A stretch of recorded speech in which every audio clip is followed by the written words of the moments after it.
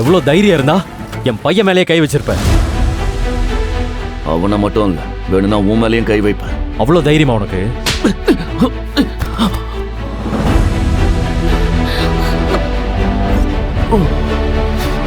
பிரகாஷ் எழுந்துரு. பிரகாஷ் எழுந்துரு, எழுந்துரு. இவங்க என்னோட ஃபேமிலி. நீங்க என் வைஃபையும் என் மகனையும் தொடணும்னு நினைச்சீங்கன்னா இந்த மாதிரி தான் நடக்கும். ஃபியூச்சர்ல தெரியாம கூட என் முன்னாடி வந்துடாது. என் பேரு சித்தார்த். சித்தார்த் கன்ஸ்ட்ரக்ஷன் கம்பெனியோட ஓனர். எனக்கு பொண்ணுங்க குழந்தைங்கனாலே சுத்தமா செட் ஆகாது. அதனால்தான் ஒரு லேடிஸ் போட்டோ கூட என் வீட்டில் இல்லை.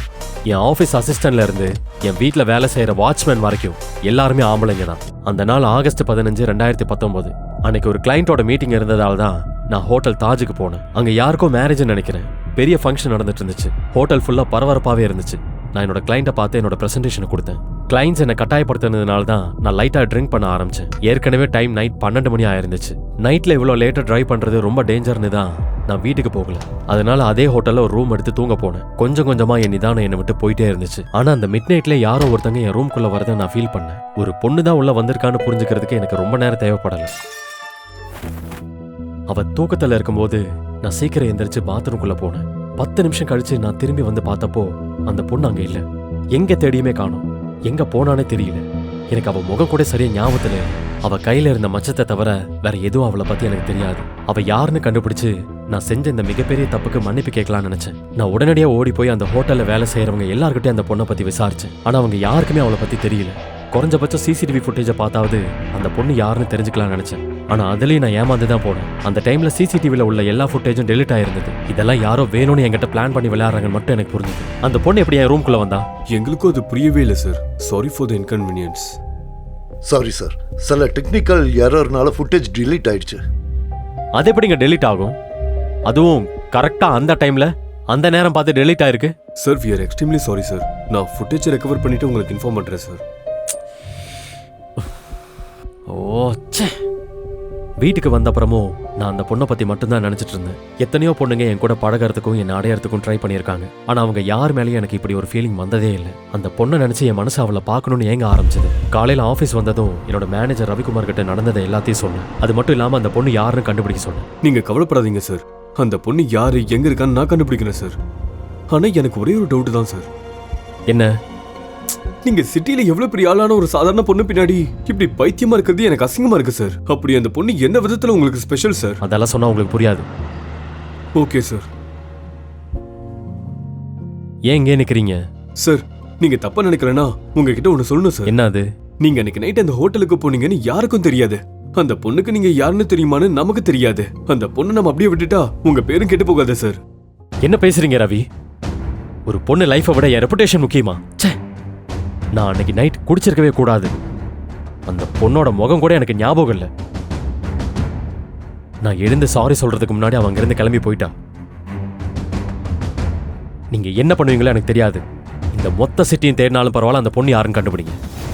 ஆனா எனக்கு அந்த பொண்ணு யாருன்னு தெரியணும். என் லைஃப்ல அப்படி ஒரு சம்பவம் நடந்து 5 வருஷம் ஆயிடுச்சு.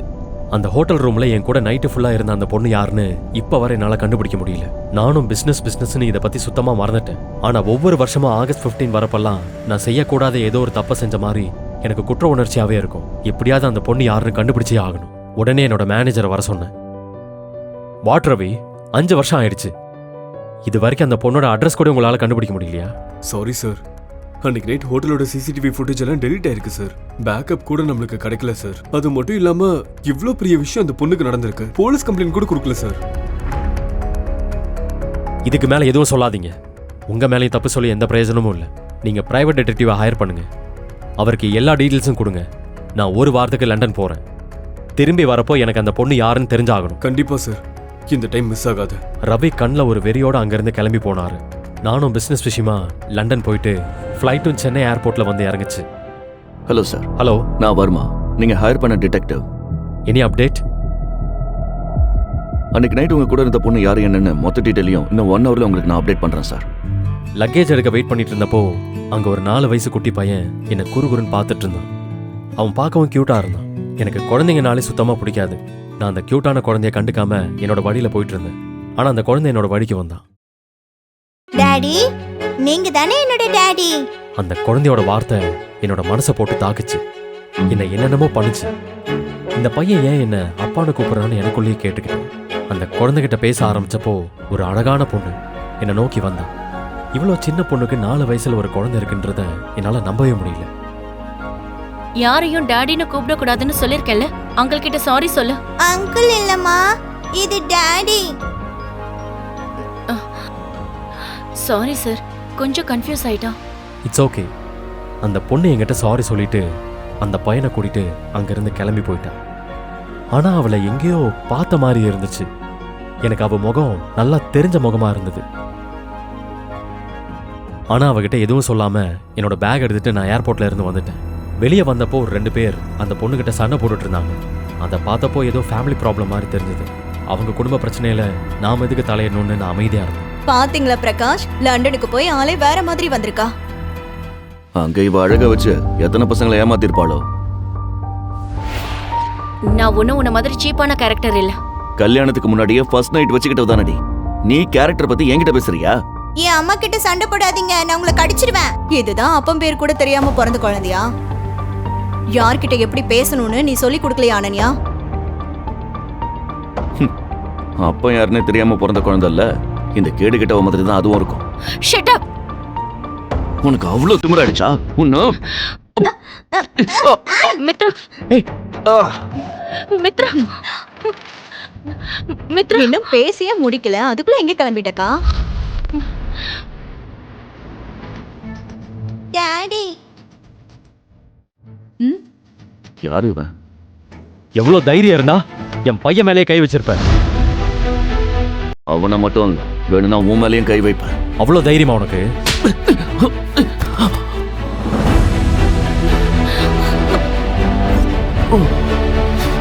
பிரகாஷ் எழுந்துரு. பிரகாஷ் எழுந்துரு, எழுந்துரு. இவங்க என்னோட ஃபேமிலி. நீங்க என் வைஃபையும் என் மகனையும் தொடணும்னு நினைச்சீங்கன்னா இந்த மாதிரி தான் நடக்கும். ஃபியூச்சர்ல தெரியாம கூட என் முன்னாடி வந்துடாத.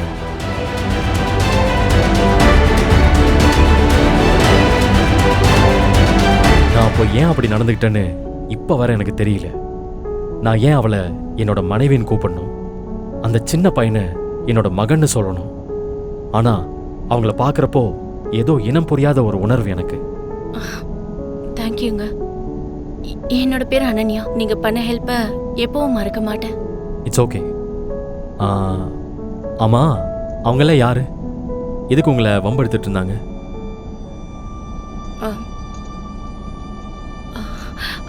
அது ஒரு பெரிய கதைங்க.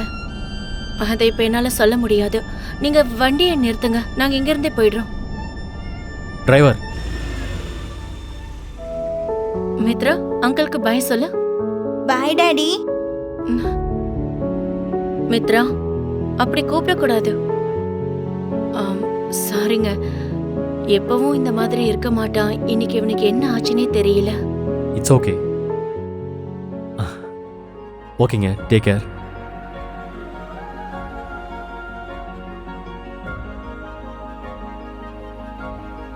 கம்.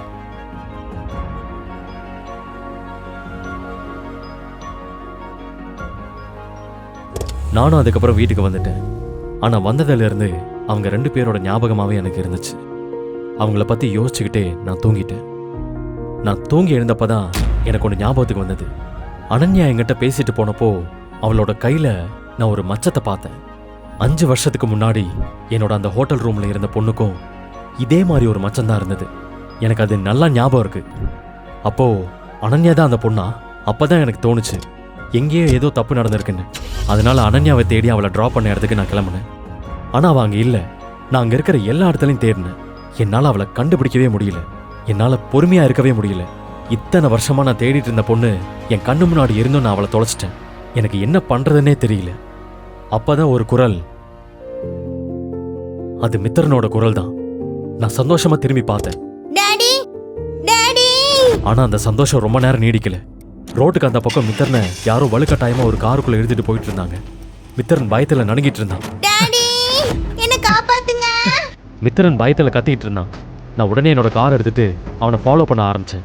மித்திரனை கடத்திட்டு போன காரும் என் கண்ணு முன்னாடி காணாமல் போயிடுச்சு. என்ன பண்ணுறதுன்னு தெரியாமல் எனக்கு பைத்தியம் பிடிக்க ஆரம்பிச்சது. அப்போ தான் அந்த வண்டியோட நம்பர் எனக்கு ஞாபகம் வந்தது. நான் ஹையர் பண்ண டிடெக்டிவ்க்கு கால் பண்ணேன். நான் சொல்கிறத நல்லா கேளு சார். நான் உனக்கு ஒரு நம்பர் அனுப்பியிருக்கேன். அது உடனே ட்ரேஸ் பண்ணேன். அந்த கார் யாரோடதுன்னு தெரியுமே. It's an emergency. Okay sir, கொஞ்சம் டைம் கொடுங்க. அந்த டிடெக்டிவ் காரை கண்டுபிடிச்சு சொல்கிறேன்னு சொல்லியிருந்தாலும் ஏதோ ஒன்று என்னோட மைண்டில் டிஸ்டர்ப் பண்ணிகிட்டே இருந்தது. ஒரு 4 வயசு குழந்தைய எதுக்கு கடத்தணும்? அனன்யா எங்கே போனா? குழந்தை அந்த பாடி கார்ட்ஸ் எங்கே கடத்திட்டு போனாங்க? யோசிச்சு டென்ஷன் என் தலைக்கு ஏறிடுச்சு. ஒரு அரை மணி நேரத்துக்கு அப்புறம் அந்த டிடெக்டிவ்கிட்ட எனக்கு கால் வந்துச்சு. நானும் உடனே ஃபோன் எடுத்தேன். சார், நான் சொல்ல போகிறத ஜாக்கிரதையாக கேளுங்க. நீங்கள் கொடுத்த காரோட நம்பர் சாதாரண நம்பர் இல்லை. உலகத்திலே மோசமான ஒரு மாஃபியா பாஸ் ராக்கி பாயோட கார் அது. அவன் ஒரு காரியத்தை எடுத்துட்டான்னா அதை முடிக்காமல் விட மாட்டான். அவங்ககிட்ட இருந்து உங்களுக்கு நெருக்கமானவங்க யாராவது தேவைப்பட்டா அவங்கள விட்டுடுங்க. அவங்க இருந்ததை மறந்துடுங்க. அதுதான் உங்களுக்கு நல்லது. அந்த டிடெக்டிவ் சொன்னதை கேட்டு நான் ஆடி போனேன். என்னால் நம்பவே முடியல. என்ன முட்டாள் மாதிரி பேசுகிற? இவ்வளோ பெரிய மாஃபியா டானுக்கும் 4 வயசு குழந்தைக்கு என்ன சம்பந்தம்? எனக்கு தெரியாது சார். ஆனால் நான் சொன்னது 100% உண்மை. அந்த பையன் உண்மையிலே ராக்கி கிட்ட இருந்தா அவன் ஆல்ரெடி இறந்துருப்பான். இன்னொரு விஷயம், நீங்க தேடுற பொண்ணு. அந்த பொண்ணுக்கு என்ன? அவ யாருன்னு எனக்கு தெரியும். அவளை நான் ஏர்போர்ட்ல மீட்டும் பண்ணேன். வாட்? என்ன சார் சொல்றீங்க? உங்களோட அந்த ரூம்ல இருந்த பொண்ணு செத்து 5 வருஷம் ஆயிடுச்சு. ஆக்சுவலி அதை சொல்றதுக்கு தான் நான் உங்களுக்கு கால் பண்ணேன். அவன் சொன்னதை கேட்டு என்னோட இதயமே ஒரு நிமிஷம் நின்று போச்சு. என்னால் அதை நம்பவே முடியல. டிடெக்டிவ் கூறியது போல் உண்மையாகவே சித்தார்த்துடன் அறையில் இருந்த பெண் இறந்து 5 ஆண்டுகள் ஆகிறதா? அனன்யாவின் கையில் இருக்கும் மச்சத்தின் பின்னால் ஒளிந்திருக்கும் மர்மம் தான் என்ன? மித்ரனை எதற்காக கடத்தினார்கள்? மாஃபியா பாஸ் ராக்கியிடமிருந்து சித்தார்த்தால் மித்ரனை காப்பாற்ற முடியுமா? மித்ரன் எதற்காக சித்தார்த்தை அப்பா என்று அழைத்தான்? மித்ரனின் உண்மையான அப்பா சித்தார்த் தானா? ஹோட்டலின் சிசிடிவி ஃபுட்டேஜை டிலீட் செய்தது யார்? 5 வருடத்திற்கு முன் சித்தார்த்தின் ட்ரிங்கில் யாராவது எதையாவது கலந்து விட்டார்களா? அனன்யா உண்மையில் யார்? முழு கதையையும் கேட்டு மகிழ பாக்கெட் FM ஆப்பை டவுன்லோட் செய்யுங்கள். லிங்க் டிஸ்கிரிப்ஷனில் கொடுக்கப்பட்டுள்ளது.